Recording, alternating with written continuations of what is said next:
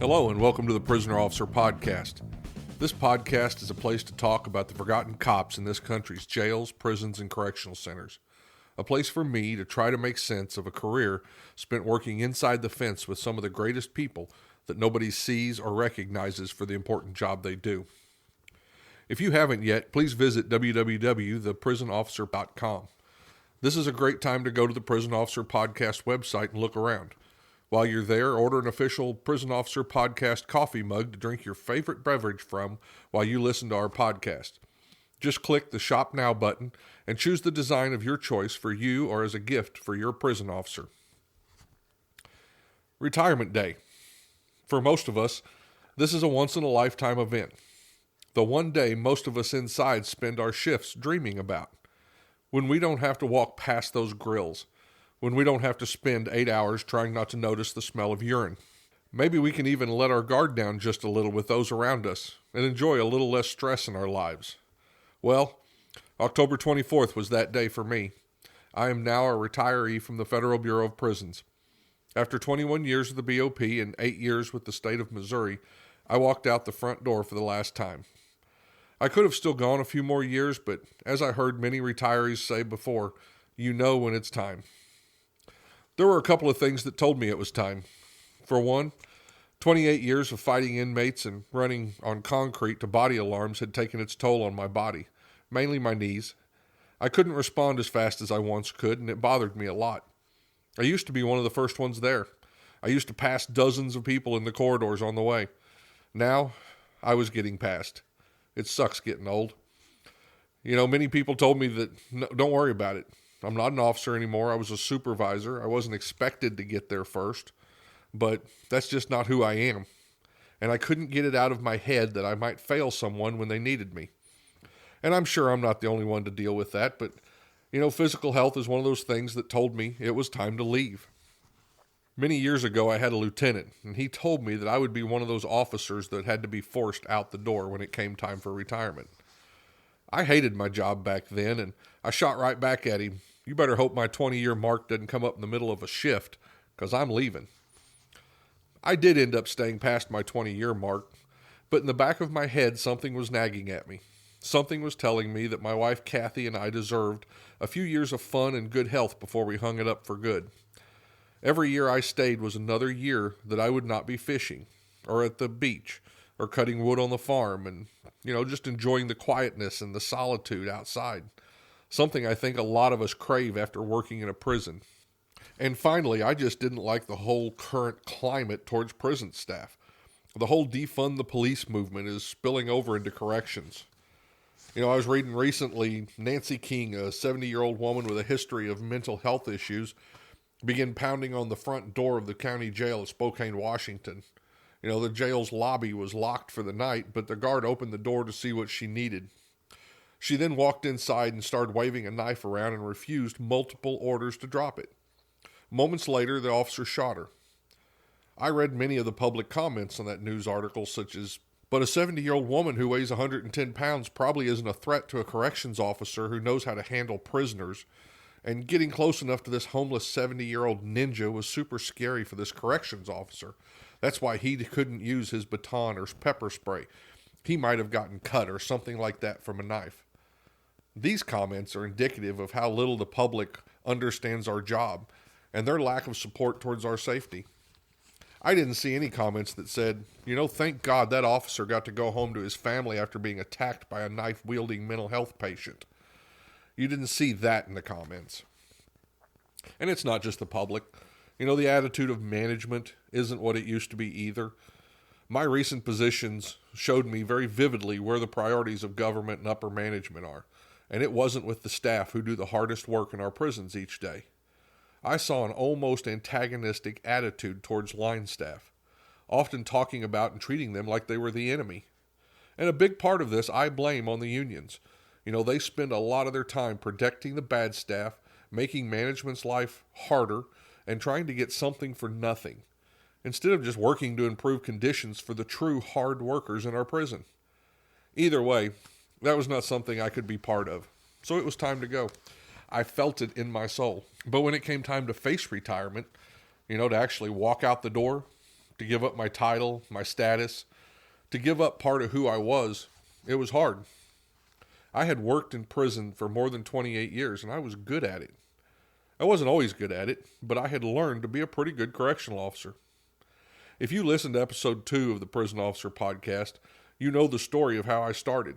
I applied as a cook at Missouri State Pen and was hired as a correctional officer in one of the roughest prisons in America at the time.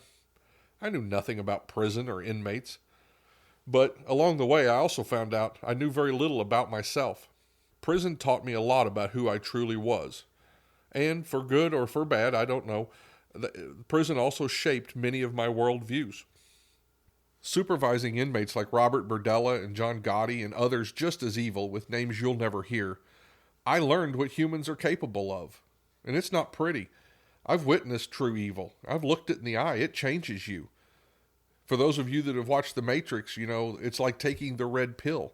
No more blissful ignorance. You're changed. Besides that, another one of the things I've also learned that prisons run on power and race. And I learned many truths about racism. Not all racists are white. And all races have racists. And despite what Hollywood and the media tell you, prison gangs have little to do with race. It is always about money, drugs, and power. An Aryan Brotherhood member and a black gangster disciple will work hand in hand if they can get drugs into the jail or extort another inmate for money. Race goes out the window. But at the same time, during this, I learned what I was capable of. I was strong. I was fair. I was able to take the high road when no one else was. I learned, if needed, I can get dirty. I learned that not all heroes wear capes. Over the years, I've worked with some truly amazing people who run to danger without a thought for themselves. I think corrections attracts amazing people who are not given the chance to succeed in other professions because they don't necessarily fit the mold or have the education. But given the resources and opportunity that corrections provide, I've seen creativity, leadership, and skill that I would put up against any other profession. Yes, I know we do attract the occasional Percy, and that's a reference to the cruel officer in the Green Mile movie, but we usually weed them out, or the inmates do.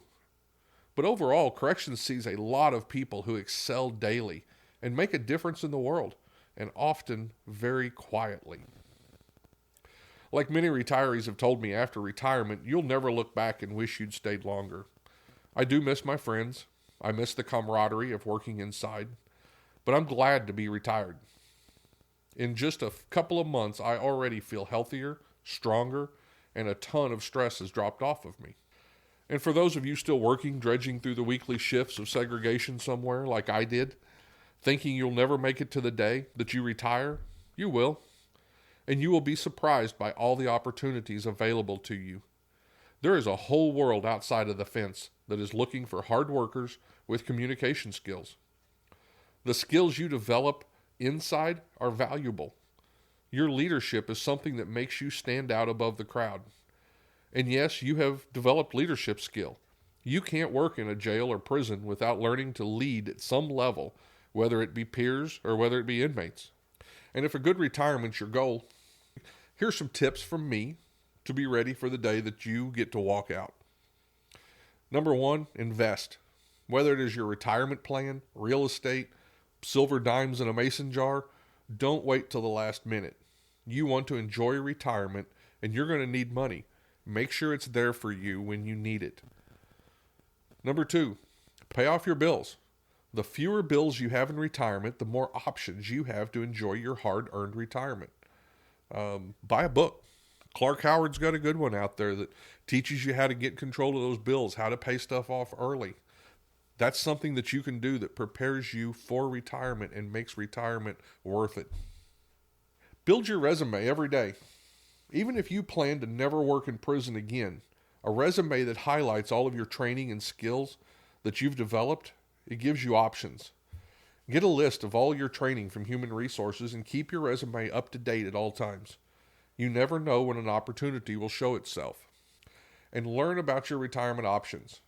I sat back and I remember listening to the guys and they were talking about this in retirement and that in retirement, and I thought, whatever. But when it comes time, you need that information.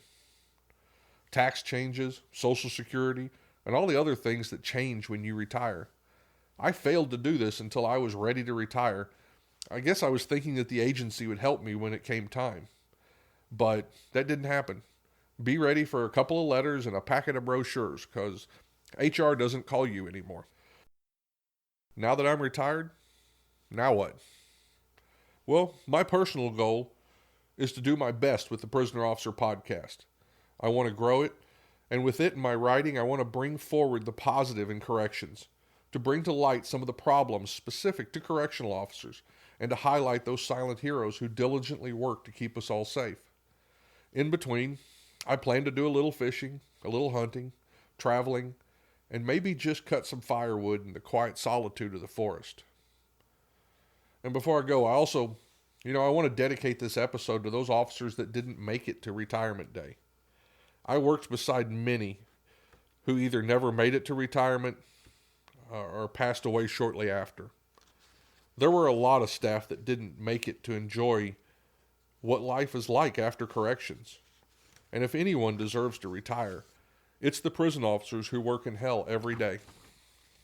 Well, that's it for today's episode. I am retired, but the Prison Officer Podcast isn't going to retire. If you enjoy these podcasts, the best way to support the Prisoner Officer Podcast is to share these episodes with your friends and family on social media. And before you leave, let me invite you to visit www.theprisonofficer.com, where you can find my suggestions for some of the best correctional leadership books out there. I've created a section on the webpage, and it highlights some of my favorites, as well as the books suggested to me by some of my guests and mentors. And if you see a book you like, click the cover to order. It'll take you to Amazon, and your purchase will support the Prisoner Officer Podcast. If you haven't already, check out the Prisoner Officer Podcast on Facebook and click that little follow button, or leave us a message, or better yet, a review. And if you're listening to us on Apple Podcasts, Spotify, Google, click the subscribe button. Until next time, I'm Mike Cantrell. Watch your back, and please take care of each other out there behind those walls.